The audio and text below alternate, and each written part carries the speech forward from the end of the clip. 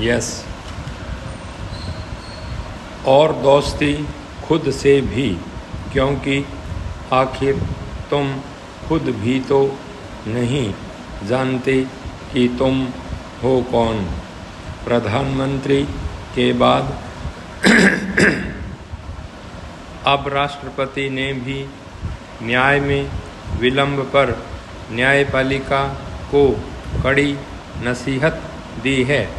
उन्होंने कहा, कभी डॉक्टर्स का एप्रिन देखकर मरीजों का बीपी बढ़ जाता था, लेकिन आज आम जनता काले कोट वालों से न्याय मांगने की जगह चुपचाप जुल्म सहना पसंद करती है, क्योंकि इसमें कोर्ट्स के वर्षों चक्कर लगाना और आर्थिक नुकसान झेलना पड़ता है।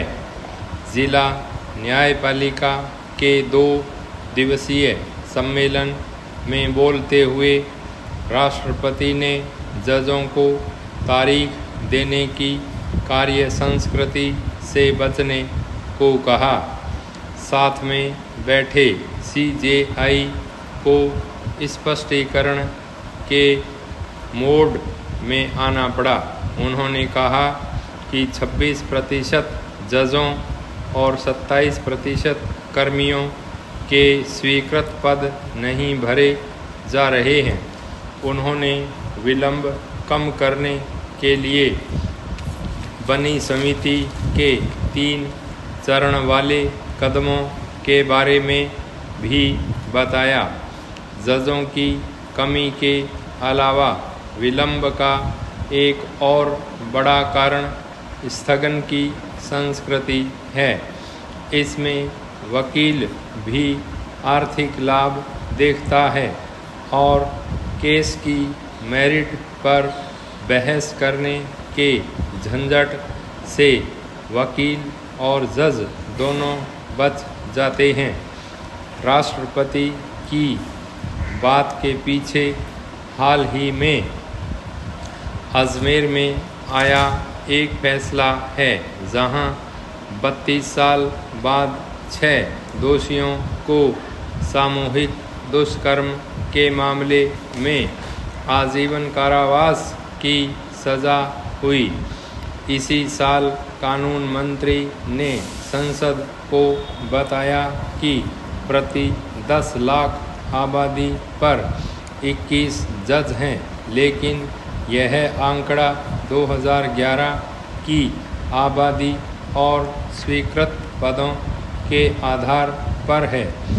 इस समय आबादी 142 करोड़ है और जजों की असली संख्या स्वीकृत पदों का मात्र 62% ही है। इसके विपरीत लॉ कमीशन की 120वीं रिपोर्ट ने जजों की संख्या को प्रति 10 लाख की आबादी पर 50 जज करने की संस्तुति की थी। न्याय के प्रति गरीब जनता में अविश्वास के दोषी सरकार, न्यायपालिका और जनता सहित सभी स्टेक होल्डर्स हैं। इसलिए केवल किसी एक अंग पर दोष मढ़ना गलत होगा। शास्त्रों में कहा गया है कि एक मनुष्य के शरीर में 6 अलग अलग लोग रह सकते हैं, या यूं कहें कि रहते ही हैं। हमारी जो वृत्ति सक्रिय होती है, वो रूप हमारे भीतर जाग जाता है और उस हिसाब से हम आचरण करने लगते हैं। वे 6 लोग हैं। पहला पशु, दूसरा राक्षस, तीसरा संत, चौथा देवता, 5वां ईश्वर और छठा वह स्वयं मनुष्य।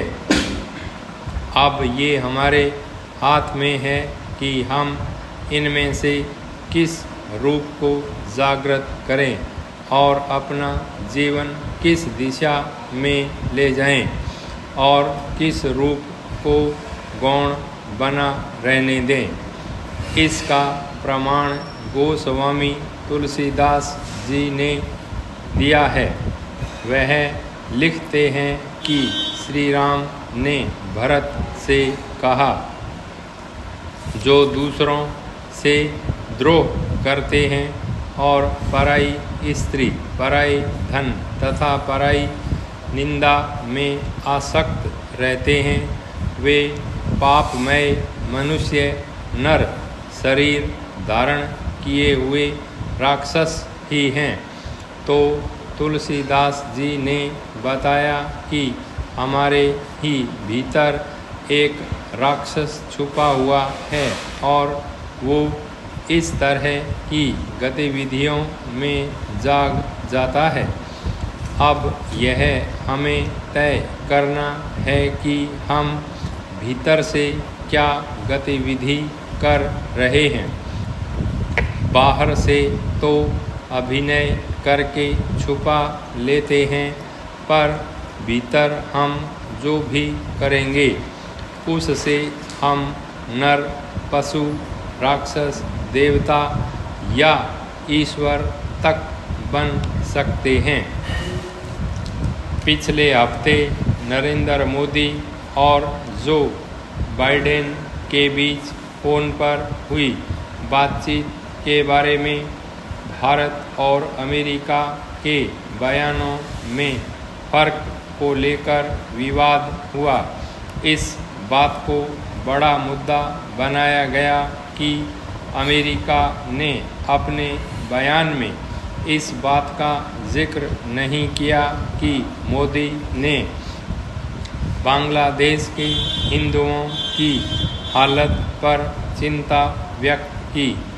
एक मजबूत तथा स्थिर सरकार का नेतृत्व कर रहे प्रधानमंत्री को पड़ोस में हिंदुओं की सुरक्षा के लिए अमेरिका से बात करने की ज़रूरत महसूस की गई। इस पर कुछ सवाल उठते हैं। क्या हमें याद आता है कि हमें कब अपने पड़ोस में हिंदुओं की सुरक्षा के लिए अमेरिका के किसी शासनाध्यक्ष से मदद की गुहार करनी पड़ी थी, या पिछली बार कब अपने पड़ोस में हालात पर काबू पाने के लिए किसी विदेशी सत्ता से मदद मांगने के लिए फ़ोन करना पड़ा था। बेशक पूरी दुनिया से बार बार यह ज़रूर कहा जाता रहा है कि वह पाकिस्तान को सीमा पार से भारत में आतंकवादी हरकतें करने से रोकें, लेकिन क्या भारत ने सचमुच में कभी इस बात की परवाह की कि तहरीक-ए-तालिबान या तमाम तरह के नामों से सक्रिय दसियों लश्कर पाकिस्तान के अंदर क्या कर रहे हैं? पता कीजिए कि टीटीपी ने पाकिस्तानी फौज के जिस कर्नल का अपहरण किया उसके साथ वह क्या सलूक कर रहा है। स्टॉप।